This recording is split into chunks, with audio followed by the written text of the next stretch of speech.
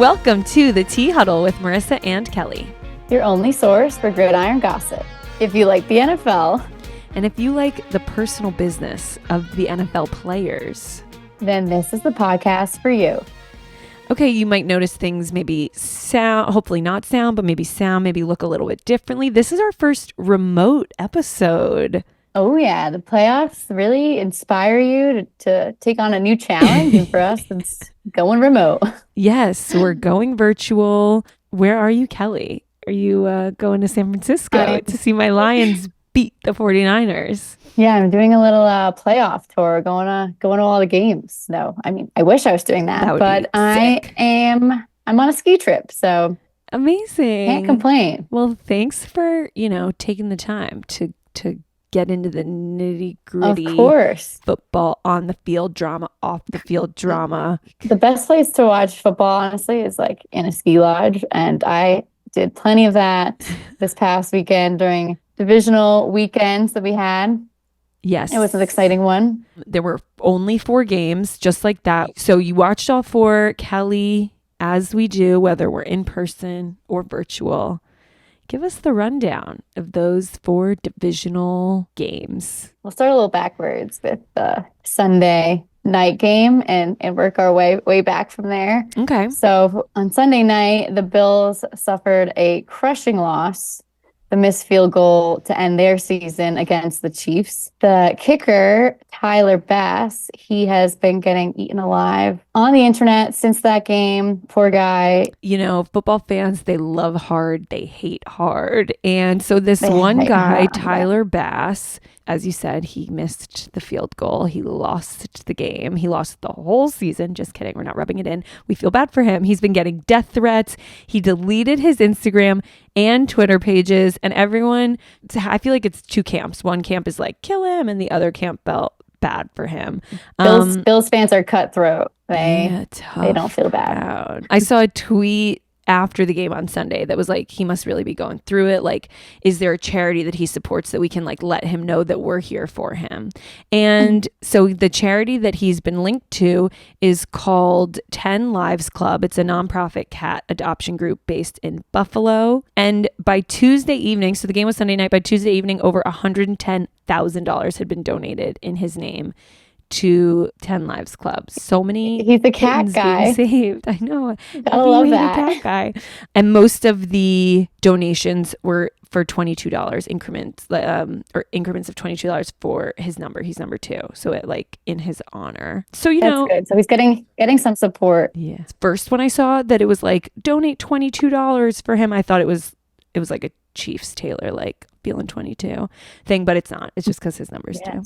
So there's some darkness, but there's always some light. Some people are supporting him, through the kids of the world. Josh Allen is also defending Tyler, saying that it never should have gotten to that point. It's a team sport. It's not all on Tyler. They should have made a play instead of had to rely on him. He seems like such a nice guy, Josh Allen. He really does. Yeah, he handled that post-game conference very well for being as hurt as he was. Yeah. But honestly, even if Tyler Bass had made the kick, Mahomes still would have had almost 2 minutes to have a potential game-winning drive. Mm-hmm. And the last time the Bills and Chiefs faced off, they won with 13 seconds left on the clock to get down the field and kick a field goal. So even though he missed the kick, obviously into the game, who knows what would have happened. Yeah, it's so easy for everybody to be it's this guy's fault. Yeah, let's give Tyler a little bit of a break now. Yeah, everyone be nice to Tyler. He likes cats and he's doing his best. And then as for the Chiefs, since they won the game, this will be their 6th consecutive AFC Championship game, which is the second most after the Patriots, who have 8 consecutive AFC Championship games. So they're getting up there. Title. They're coming for it. And I'm starting to feel how the rest of the fans felt about the Patriots, where getting kind of sick of it. It's just it's a little boring. I want Taylor to be happy, but at the same time, it's just every time she goes to a game, they win. I mean, not every time, because there was a little drought there for a minute, but it would just be so dull if the Chiefs won the Super Bowl. We need to shake it up. Yeah, a little bit. That was going to be almost a shake it off reference. A team who almost shook it up this past weekend was Green Bay. They almost upset the 49ers, but again, another missed field goal by the kicker Anders Carlson, and then an ugly interception thrown by Jordan Love really sealed their fate. They ended up losing to the 49ers, but it was close. I was hoping for a little shakeup there. Yeah, definitely. We love an underdog. And then, of course, your Lions, they are dominating. Let's go Lions. They're moving on. So they'll take on the 49ers next week. And then Baltimore also crushed Houston, and Lamar's looking more and more like an MVP. I think he might get that title again. We'll see, but he's crushing. I'm putting my manifestation energy towards a Lions-Ravens Super Bowl. So everybody please join me. I feel like that's the most interesting outcome here. Yeah. But like also do whatever you want. You know, I can't control who you're I'm rooting for the Lions all the way. Let's go. Let's go. Another player person who's looking like an MVP this past weekend was Jason Kelce. He was living his best life out there. Star of our screens, of our Twitter feeds, of our TikToks. What a guy. Oh, yeah. Yeah, it looks like he's enjoying retirement. I'm not sure. We're not sure yet. It hasn't been announced, but he's definitely enjoying the off season. Yeah, off season. He's chugging beer shirtless. He's jumping out of the suite. Yes. So from the Swiftie side of things, there, as we talked about last week, there were some rumors that Kylie Kelce, Jason's wife, wasn't a fan of Taylor, she has said something about not liking the spotlight, and people are taking that to mean she doesn't like Taylor. So there was a lot of anticipation about this game because Jason alluded to the fact that he was going to go. Are we going to see Kylie and Taylor together? Are we going to see Jason and Taylor together? Is everyone going to be a happy family? Yeah. The answer is yes. Happy family. We got videos through the box of Jason and Taylor hugging. We got a picture of Kylie and Taylor together.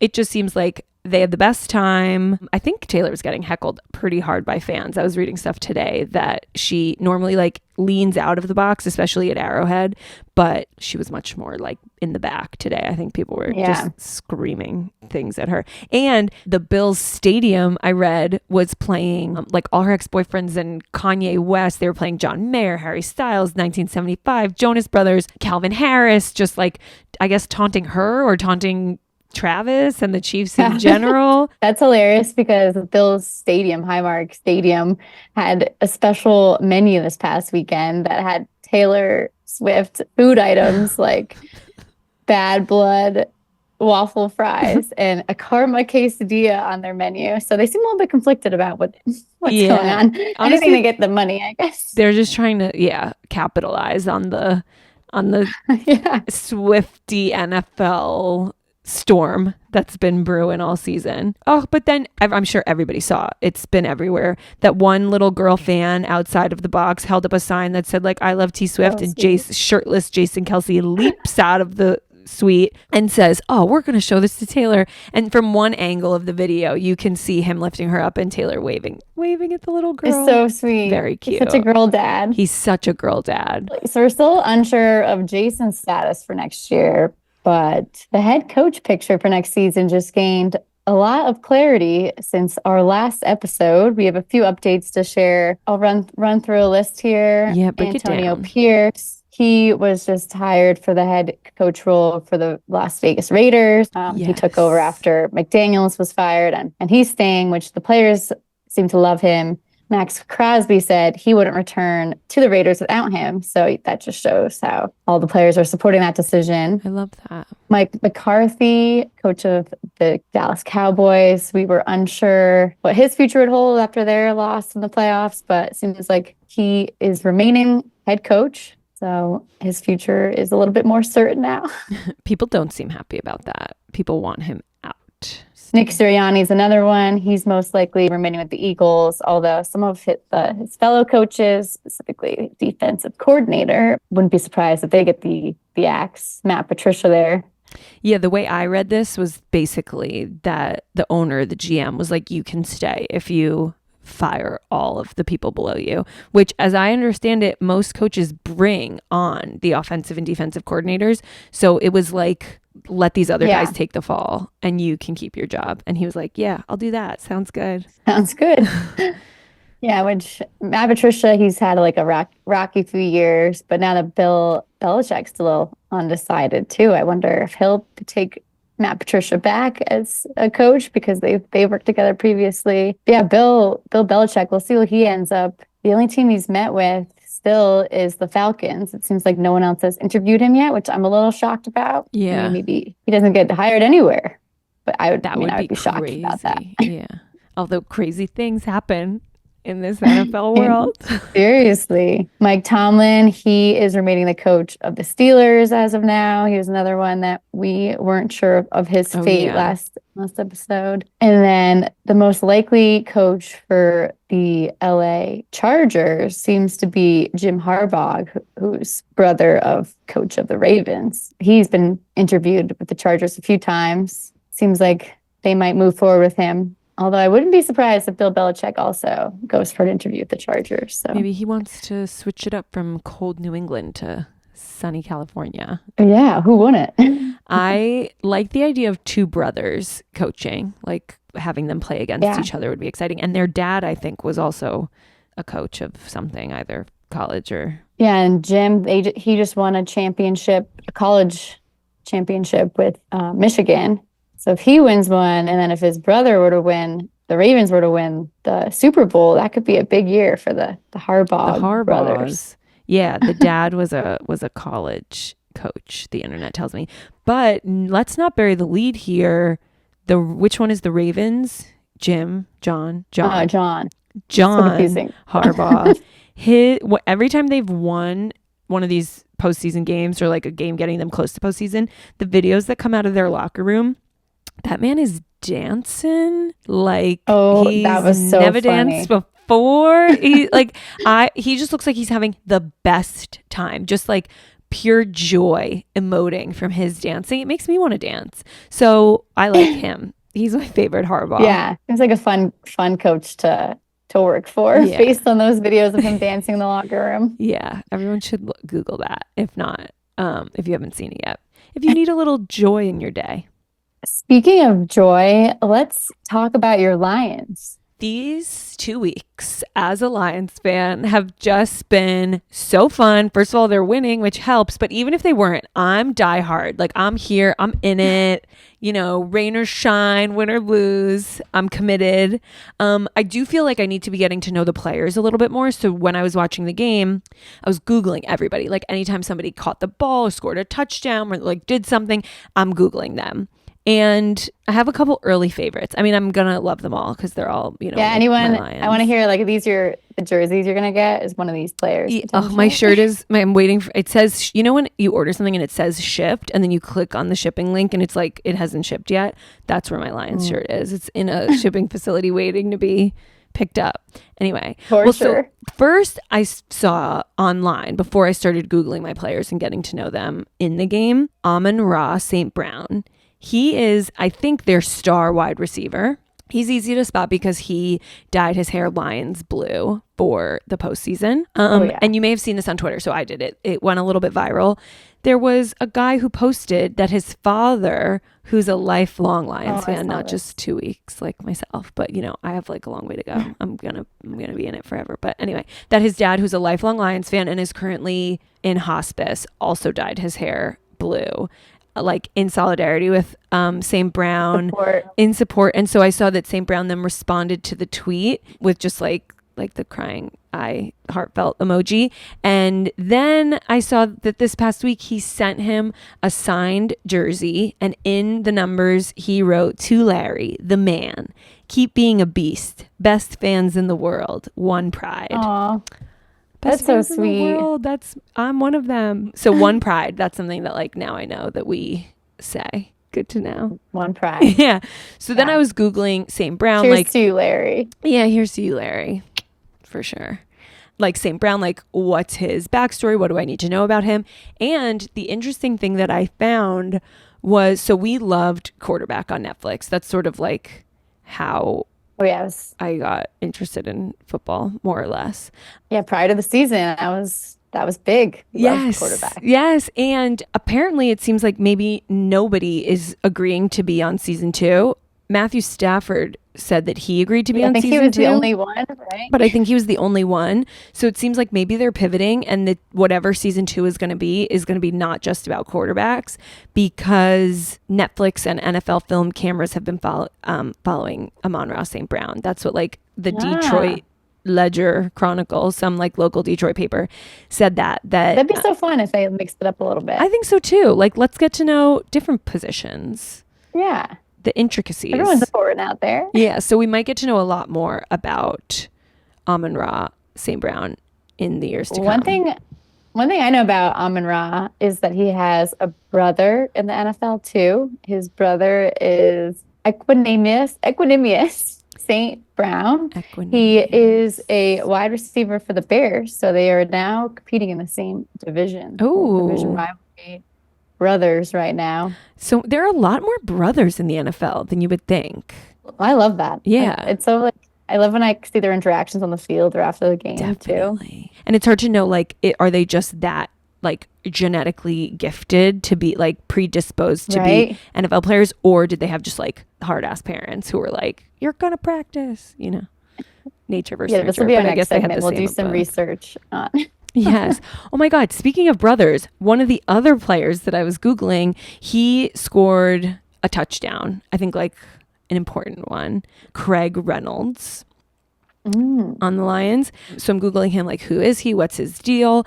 And he had an, Yeah, Craig Reynolds, he had a big fourth down touchdown in the third quarter. So definitely some props to him on that win the yeah, Lions. you go, Craig The Reynolds. Lions had. His older brother, Eric Reynolds, was a football star in high school and was like in talks about being an NFL prospect, but fell in with the wrong crowd and started dealing with addiction issues. And when Craig was in 6th grade, his brother was arrested and is still in prison today. He Wow. stole a car. He carjacked an elderly man. Not great, not recommended. Mm. And then the cops trailed the car, stopped the car, and then he escaped on foot. And it took a week for the cops to find him, to arrest him. Wow, that's And wild. he had priors. He had, I think, robbed a woman at gunpoint. But he, as we said, struggled with drug addiction and made bad choices and is still in prison. But Craig said this was a hard lesson in what not to do, and that like he stays on a straight path after sort of seeing what happened with his brother, and that he calls his brother before every game. Oh, that's nice. Yeah. So that's just a little highlight of some of my Lions. Two brotherly stories, but separate Yeah. relationships. Two brotherly going on. stories. This is just like my journey to get to know more about my team. I love it. I'm excited for you. I'm excited for the Lions. Thanks. Speaking of the Lions, I hope everyone is hungry because we have a lot of beef to share today. So much beef in this long overdue segment, Battle of the Beefs. Yeah, something must have been in the air this week because it's beefy Tensions are out high. there. Everyone's trying to fight. Okay, Kelly, you start with the first beef. CJ Gardner Johnson versus Baker Mayfield. This beef started before their playoff matchup when CJ, who is safety on the Lions, Go Lions. you know him, Marissa. Definitely. He said that Tampa Bay would be a great competitor if they had a good quarterback. Fighting words. Baker Mayfield fired back, saying he didn't think that the Lions defender had watched the film at all because that would prove that they are competitive. During the game, the beef got even beefier Beef it up. because CJ intercepted a pass in the first quarter. After he intercepted, he ran it back, tossed Baker Mayfield the ball in like a pretty disrespectful way. It looked like he said a few words too. Couldn't Ooh. really make out what was said, but Some taunting behavior. definitely was taunting. And then after the game, just to really, really rub it in and make it the beefiest, he went live on Instagram, started talking Never a trash good to- idea. Nobody should ever go live. That's my 2 cents. Take it or leave it. Yeah, Just don't do it. But anyway, sorry. I know. I feel like they're gonna make it worse for the Lions if they ever lose. But yeah, he went live. He said, I tossed that bitch back at you too. I hope you got it too. Make sure you send it with the jersey, meaning like the ball that he tossed back at him after he intercepted it. Very taunting, like words and behavior. Also sort of like a petty beef, I would say. Yeah, there was no reason for it. I'm going to pick CJ Gardner-Johnson's side because I'm a diehard Lions fan, but it sort of seems like he instigated this. Oh yeah, he started and he finished it. Yeah. So that who wins this one? Probably CJ. I guess so. Go Lions. All right, let's hear your beef. Next up, this beef is RG3 versus Jay Gruden. We have a beef that goes back years, nearly a decade. Robert Griffin III, he's a former quarterback and analyst who's known as RG3. That's what people call him, so that's what we're going to call him. He played for the Washington Commanders when they were the Washington Redskins, and his head coach was Jay Gruden for 2 seasons. And then RG3 got traded, so maybe this beef is a little insight into what went down. I love a little throwback. Yes. Okay, so Gruden, this was last week. Gruden was watching the Eagles game and tweeted, "If I ever put a QB through what Philly is putting Jalen through, I apologize. Pick up a blitz." I don't know what pick up a blitz means in this context. I mean, in any context.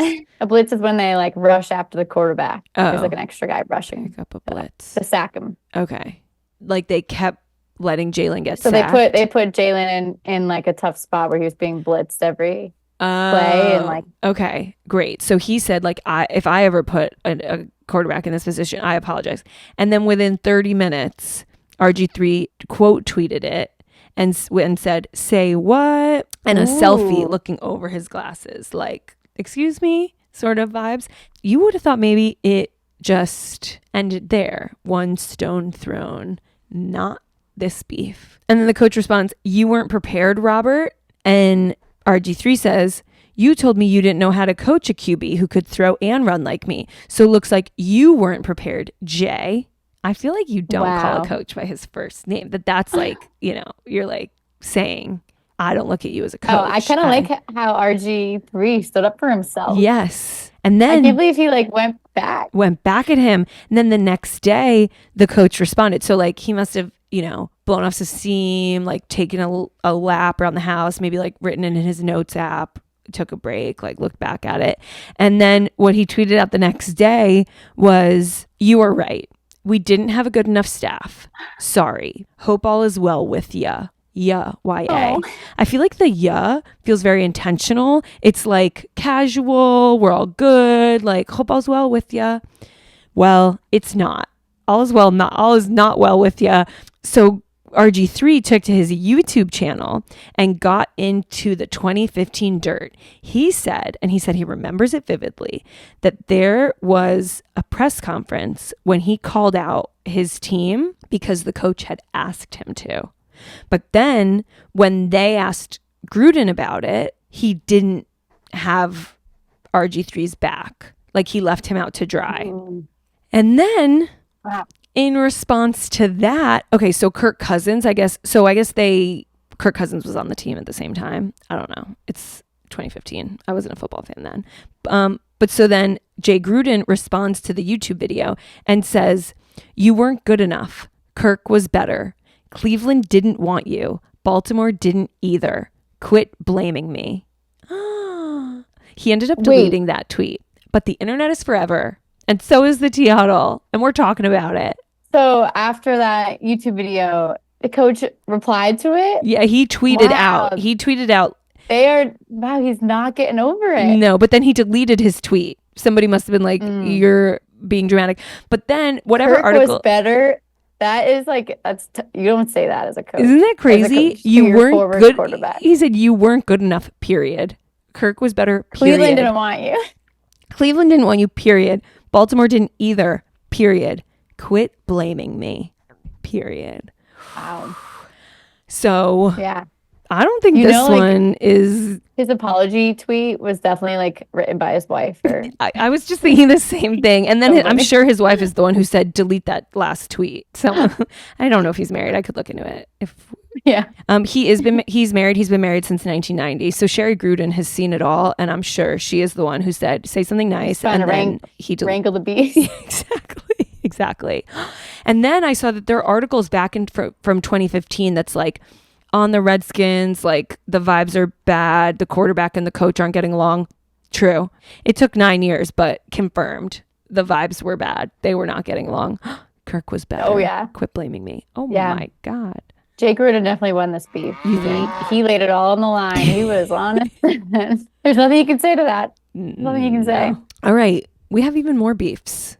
Kelly, what's your next beef? CeeDee Lamb's mom versus Dak Prescott. I love it already. Already this wins as my favorite beef. That's amazing. I love when parents and siblings and spouses get involved. Let's get it messier and more chaotic. Yeah. Everybody get your Twitter fingers ready. I'm here for it all. Beef can be between players, can be between family members. Coaches, we've seen it all. Mm-hmm.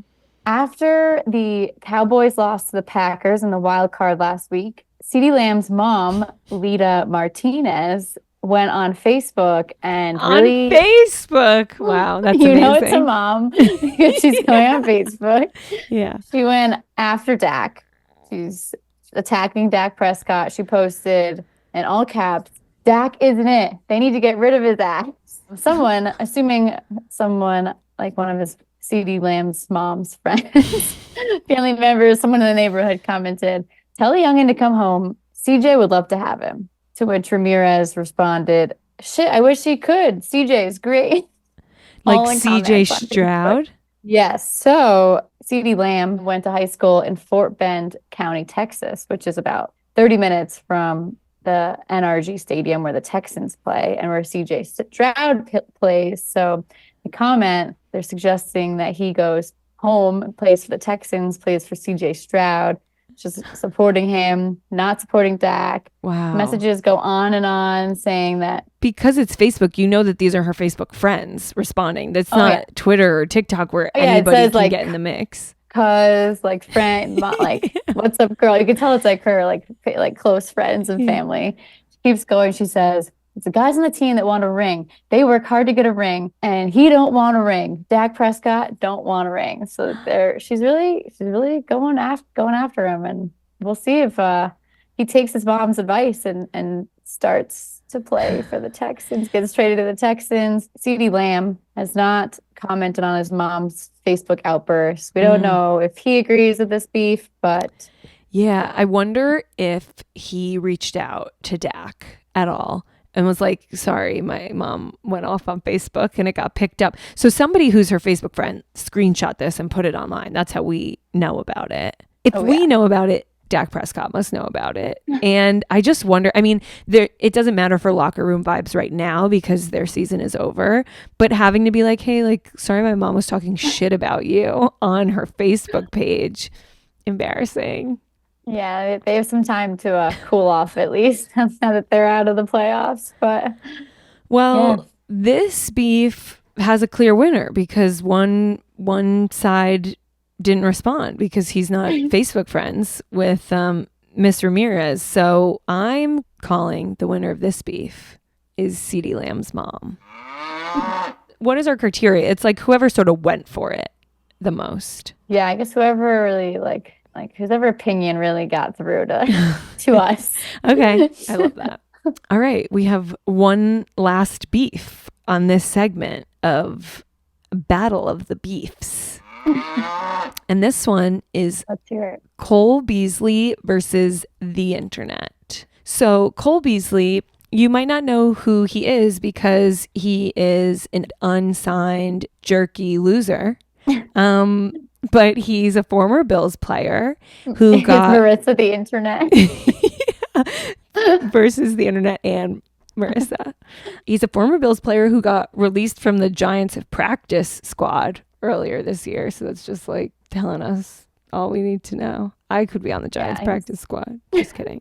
So, he has like a lot of time on his hands. He's not playing any football. And he decided the best way to spend his time was picking a fight with the whole internet. Last week, out of nowhere, unprompted by anything, he tweeted, "What's up with all these dudes painting their nails nowadays? That ain't it. ...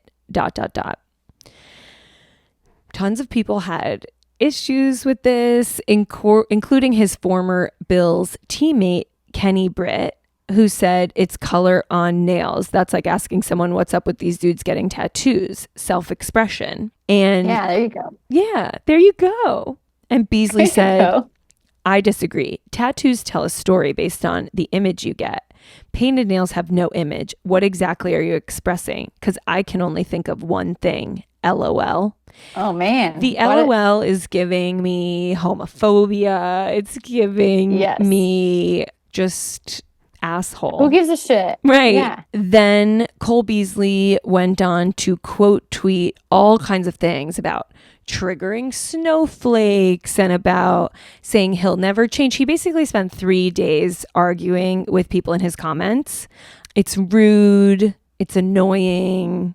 And I think he sucks. So I don't know that the internet won this beef, but I do think he lost because he's just fighting with everyone. You're not going to beat everyone. And like, he was clearly getting riled up. He spent days responding to dozens and dozens of tweets. I think we have a clear winner on this one, and it's definitely not Cole Beasley. He is not even playing right now. Nobody's agreeing with him. He's just bored and arguing about nothing. Yeah, agreed. Winner is the internet. Well, there you have it, folks. Those are 4 beefy beefs, and I can't wait for more beefs. I think the playoffs definitely encourage a little bit of beef because tensions are high. People are emotional. Yes. People wish they were playing, or they're stressed that they are playing, or they're not playing how they want to be playing, and everybody's fighting with each other's moms on Facebook, and it's getting crazy out here. Everyone's hungry for some beef. Same. And that brings us to our final goss. Final goss. Okay, for today's final goss, we have 2 NFL couples. We've actually already talked about both of them before, both shutting down breakup rumors. So we'll start with Darren Waller, tight end for the New York Giants, who's married to WNBA champion Kelsey Plum. So he has announced that he is pursuing a rap career. Do you? After the Giants season, he's decided so I think he's got a plan for the off season here, yeah, or is this full time? Right. Everybody needs a hobby in the off season, and I think this is going to be his. Will he be back for football? Unless, what if it really takes off? If it takes off, yeah. He posted a clip of a single, and it looks like a music video on his TikTok, and the caption is "Just warming up, new single coming February 16th, album on the way." Okay, so like that's great. That's not final goss worthy. But then he posts a TikTok that seemed to insinuate a breakup, which you can't be doing if you're part of a power couple, a sports power couple. Seriously. So he's lip syncing and dancing to a song, and the text over the video is, "When your girl bout to leave you, crying laughing emoji." And the caption is, "Stay strong kings, !" laughing emoji. Hashtag FYP, hashtag explore, hashtag men, hashtag heartbroken, hashtag music, hashtag vibes. But interesting. He cleared it up with TMZ directly, went right for the source Tuesday night, and he said, not at all, not breaking up, just having fun on the app. Maybe he was just trying to get on TMZ, because now it's on TMZ that he's trying to be a rapper. Maybe he was just trying to all press is good press kind of a thing. But he says they're still in love, happily married. So that clears that up. Yeah, kind of. I guess so. It's really kind of weird to have hashtag heartbroken. I mean, does that get views on TikTok maybe? Or yeah, maybe. Maybe we should hashtag heartbroken when we post our next clips. I'm going to give it a try. I'll see what Darren Waller's on to. But I'm glad they're still together. Yes, definitely. We like them together. But if you thought that one was confusing, wait for this second one. So also on Tuesday, the Sun Sentinel which is like a Dolphins news source, posted on Twitter that on Monday night, Tyreek Hill filed a petition for divorce in Broward County. We've talked before about Tyreek Hill. He got married during his bye week this past season to Keita Vaccaro in November. So the Sun Sentinel tweeted this out, and he responded to it and said, "Boy, no the heck we didn't, so don't put that in the air. We are happily married and gonna stay that way." So I'm like, oh my God, fake news is at it again. This is just like posting clickbait nonsense. No, not the case. Broward County records in Florida show that Hill submitted the petition for the dissolution of marriage on Monday. Like, it's public record. I'm on the website right now, browardclerk.org. I'm looking at it. A judge has been assigned. There's a case number. Like, did his lawyers do it without his knowledge? Is he trying to like pull a Katie Holmes and Tom Cruise, if you know, you know, like just like do a divorce in the blind of night so that they don't have a chance to react to you? And so this is like smoke and mirrors. What is going on? So this is so bizarre. Yeah, because obviously you can see like the legal record of it. Yes. And then he tweeted, he went out, he like posted a photo of the two of them on Instagram on Tuesday. Vaccaro reposted it. So I don't know. All of it's very confusing. Yes. So we're recording this Tuesday evening. Maybe more will be revealed by Thursday morning when this comes out. I don't know. I'm on the edge of my seat trying to figure out what's going on. I'm going to be refreshing browardclerk.org every day. We know that their marriage has probably not been the easiest, considering Tyreek has been hit with 2 paternity suits for more child support since he's got married. But he's the one who actually filed this petition for divorce. Yeah, that's right? what it Not says. her. Tyreek Deshaun Hill petitioner versus Lakita Joanne Vaccaro respondent. Yeah. Judge Jessica Mara is presiding over this case. I don't know. Like you said, keep an eye on this one. Like you said, marriage has not been sunshine and roses. He has had, I think, 3 children with 3 different women since the time that him and Keita have been engaged. And then just a couple weeks ago, their house burned down because a child was playing with a lighter and lit a toy on fire and then threw it across the room. Tyreek has had a checkered past. Great season. Great season. On the field, things are going great. Off the field, perhaps less so. And this is just another, case of that, I guess. I, for one, cannot wait to see what is happening. Are they getting a divorce? Is this some sort of like a financial legal route that he's taking? Is it related to not wanting to pay child support to those other women? Are him and Keita in love? Yeah, we're definitely going to keep this one on our radar for next week. Hopefully we'll have an update for everyone. Definitely. Tune in for some more playoff updates. Yes, we are your best source for newly divorced players, kind acts from the Lions, and of course, beef. But until next week, stay juicy.